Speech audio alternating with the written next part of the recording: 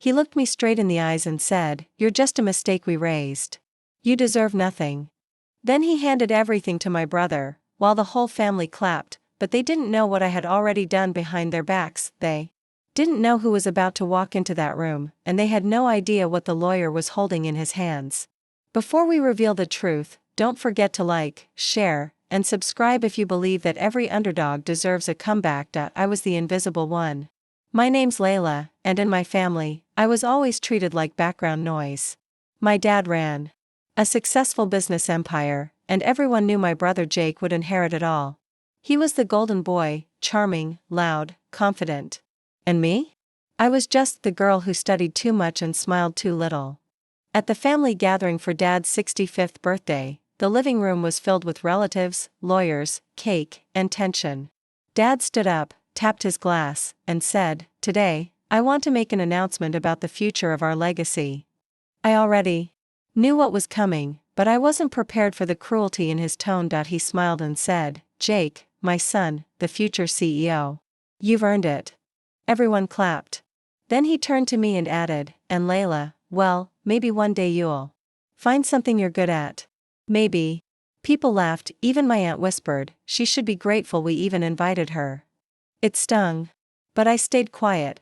Because they didn't know the truth. They didn't know that for the past 5 years, I'd been building my own company in silence. They didn't know I had developed a revolutionary logistics AI that had just been acquired by Amazon. They didn't know I wasn't the one left behind. I was the one already 10 steps ahead, but I wasn't here to boast. I was here because Dad's lawyer had called me a week ago with a very different version of the will. One that no one else in the room had seen yet. One that had been updated and signed in secret, and now, as Dad proudly handed Jake the ceremonial key to the company, the lawyer stood up quietly and said, "I believe there's something you all need to hear." Everyone turned.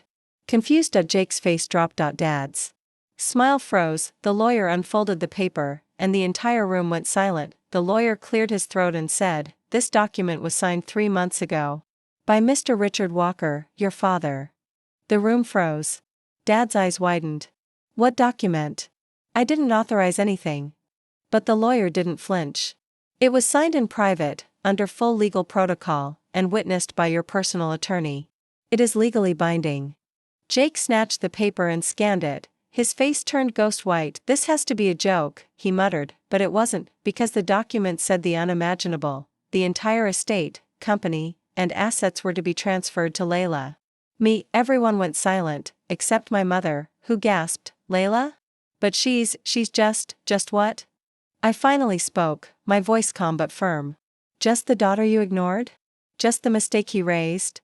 For the first time in my life, they listened. The lawyer continued, "Mr. Walker stated that the rightful heir would be the one who proves themselves through character, work ethic, and independent success." Jake exploded. "This is insane. I've worked at Dad's side for 10 years. I went to Ivy League schools. I made sacrifices." I looked at him. "You attended board meetings hungover. You ran our New York office into losses. You used our family name to party. I built something real. Quietly." But the biggest blow hadn't landed yet. The lawyer turned one last page and said, "And finally, there's a transfer record. 3 months ago, Mr. Walker sold 49% of his company stock to an outside firm, owned by Miss Layla Walker." The room erupted. "You bought half the company?" my cousin screamed. I nodded. "With money I earned. Without anyone's help." Dad stood up, face red. "You manipulated me." "No," I said.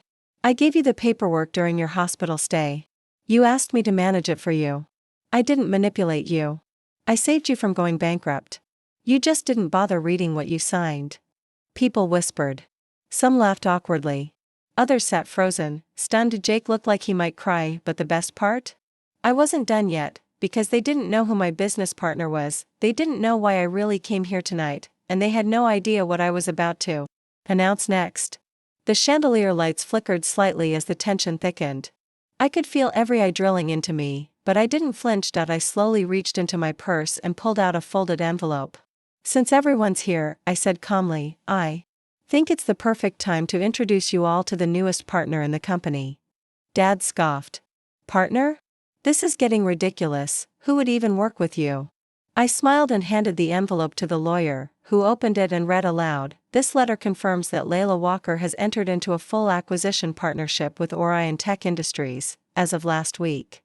Gasps rippled through the room. Uncle Drew nearly choked on his drink. Orion Tech?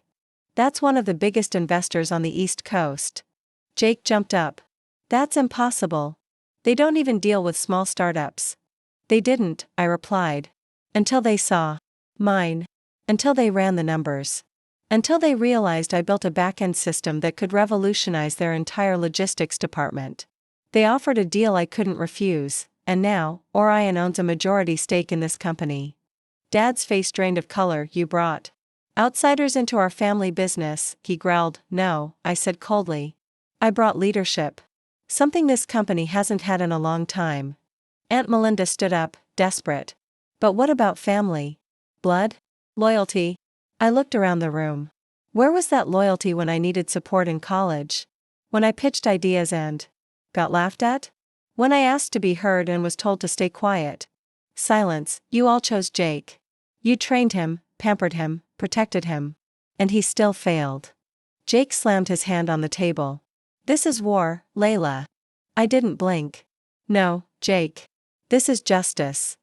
But just when I thought the drama had peaked, the front door creaked open, and in walked Eli Morgan, the CEO of Orion Tech himself. The entire room fell silent. Eli smiled.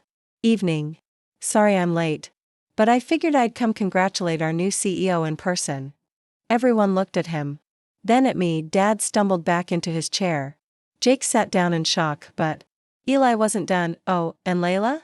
Should we tell them about the merger terms? Or do you want to do the honors? I took a deep breath, because what I was about to say would change everything. The air thickened as I stepped beside Eli. I could hear nothing but the soft hum of the ceiling fan and the occasional shifting of stunned family members in their seats. Every face in that room had gone pale, drained of the smug confidence they wore when they thought I was a failure. I turned to Eli, then back to the family. You all wanted an announcement? Here it is. I lifted my chin and said it loud and clear. The merger between Orion Tech and Walker Enterprises is complete. The combined entity will be called LN Orion Holdings, and I've been appointed as the CEO. It hit them like a hammer. Jake whispered. No, she can't. Dad leaned forward, grasping at straws. You tricked me into this. You, Eli, stepped in. Mr. Walker, let me make something clear. Your daughter didn't trick anyone. She negotiated with brilliance, handled the legal side flawlessly, and brought value we couldn't ignore. You underestimated her, we didn't. You could hear a pin drop. I looked at my father, the man who once told me I'd never be more than someone's secretary. The man who had thrown money and mentorship at Jake, but barely acknowledged my existence. You told me I didn't belong in boardrooms, I said. You told me I was soft, emotional, not sharp enough for business. But guess what? I turned those very emotions into power. Every time you ignored me, mocked me, or told me I'd amount to nothing, I took that pain and built something. My mother shook her head, tears forming. We didn't know you were hurting like that. You didn't want to know, I replied. Because caring about me didn't fit your narrative. I was the quiet one, the safe one. The one who wouldn't fight back. Until now. Aunt Melinda tried to lighten the mood, her voice fake sweet. But honey, now that you're successful, maybe we can be a real family again, I laughed under my breath. You only say that now that I'm in power. When I was nothing to you treated me like a ghost. You fed Jake my ideas. You left me out of vacations. You even hid Grandma's inheritance from me. That last line landed hard. Several heads turned sharply. What inheritance? Jake blurted out. I pulled out a second document. The one Grandma left for me, all $2.5 million of it. But Dad redirected it to cover family expenses, remember? Dad's jaw tightened. The lawyer stepped in. That was illegal, by the way. And now that Layla is CEO, she has every right to audit past financials. That includes family-held funds. Jake looked like he'd swallowed glass, but I wasn't done. Starting tomorrow, there will be changes, I announced. Nepotism ends here. Every executive will go through performance review. If you can't prove your value, you're out. You're firing us? Uncle Drew said in disbelief. No, I said coolly. I'm giving you the same chance I never had, to earn your place. The energy in the room shifted. The family that once towered over me now looked small, fragile, exposed. Their power was crumbling, not because I took it, but because they never built anything to hold it up. And then, just as I was about to end the night, my father did something none of us expected.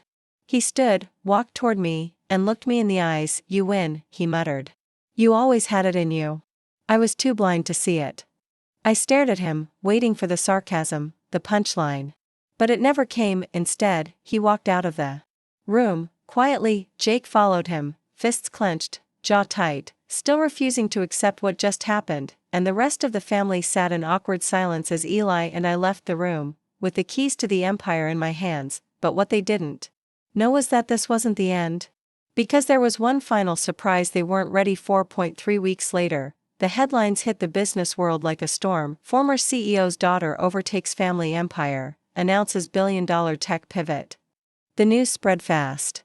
Interviews, podcast requests, LinkedIn articles. Suddenly, the same people who once ignored me were begging to hear my story.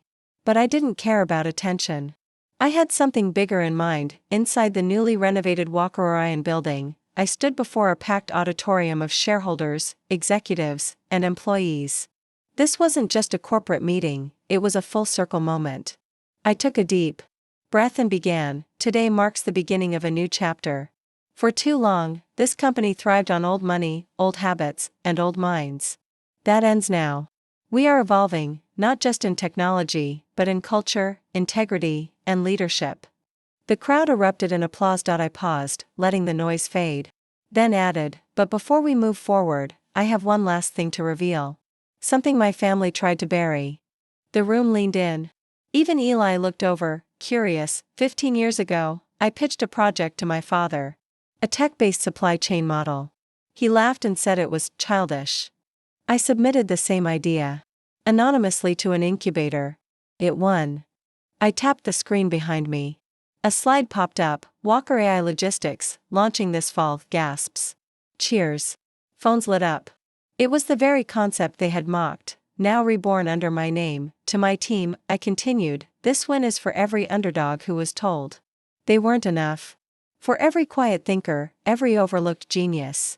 Let today be proof that being underestimated is your greatest weapon." After the event, I returned to my office, where a sealed envelope sat on my desk. No name, just my initials. Inside, a handwritten note from my father. "Layla." I read the article. I watched the interview. "And for once, I listened. I may not have been the father you deserved, but I see you now. I'm proud of you." He stared at the words, unsure whether to cry, laugh, or feel nothing at all, because the truth is, forgiveness doesn't always come wrapped in a bow. Sometimes, it comes too late. And sometimes, it doesn't matter. I stood by the window, watching the city that once felt too big for me. Now, it was mine. They tried to bury me, but I wasn't a seed. I was the storm, and this was just the beginning.